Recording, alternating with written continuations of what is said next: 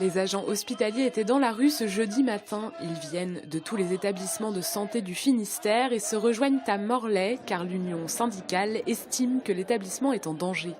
Morlaix est un lieu stratégique ce 25, sachant que c'est l'hôpital en crise sur le département. En cause, des mesures de réduction des dépenses pour combler le déficit de l'hôpital. Exemple à Morlaix, la diminution du temps de travail des 2300 agents hospitaliers, le développement de la chirurgie ambulatoire ou encore plus généralement une stratégie territoriale qui ne satisfait pas les syndicats. On a une prise en charge de patients à assurer et avec ce qui nous reste en temps, on ne peut pas l'assurer correctement. Pour fonctionner correctement aujourd'hui, il nous manque 7 postes et la direction nous annonce 22 de moins dans un premier temps. Il n'y a pas que l'hôpital de Morlaix, hein. Il y a aussi la santé privée, l'action sociale aussi.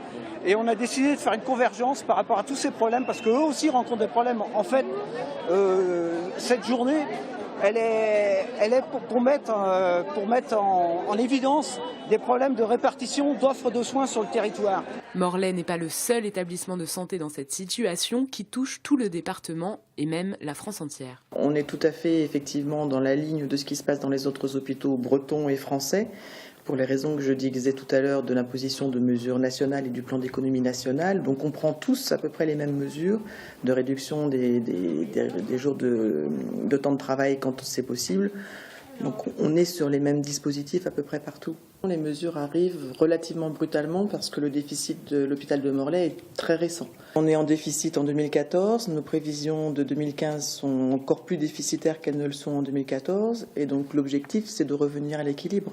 Douarnenez, Quimper, Brest et bien d'autres, tous les établissements de santé du département étaient représentés à Morlaix ce jeudi. La colère gronde et les personnels de santé semblent décidés à se faire entendre. Et grogne également du côté des taxis. Dans le Finistère, ils étaient une centaine à se mobiliser, dont une cinquantaine à Quimper. Ils protestent contre le développement de l'application mobile Uber Pop, une concurrence jugée déloyale selon eux puisque ce service met en relation des clients et des chauffeurs privés. On écoute Gaël Lahaye, artisan taxi à Quimper, au micro de Christophe Boucher. Il n'y a pas grand-chose qui diffère à part qu'ils ne payent pas de charges sociales en France. Ils ne payent pas pour leur retraite. C'est que du bénéfice net.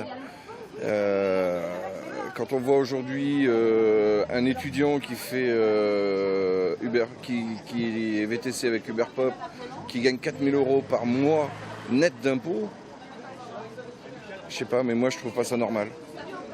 Eux ils arrivent, ils se mettent en place, ils chargent sans rien payer. Voilà. C'est que du bénéfice net dans leur poche. Nous on ne peut pas lutter contre ça. Aujourd'hui, si on laisse faire, ça va être quoi? Ça va être Uber plomberie, Uber menuiserie pour après. C'est-à-dire que si on laisse faire aujourd'hui dans le transport, ça va être la même chose dans tous les corps de métier par la suite. Aujourd'hui, on ne peut pas laisser passer ça.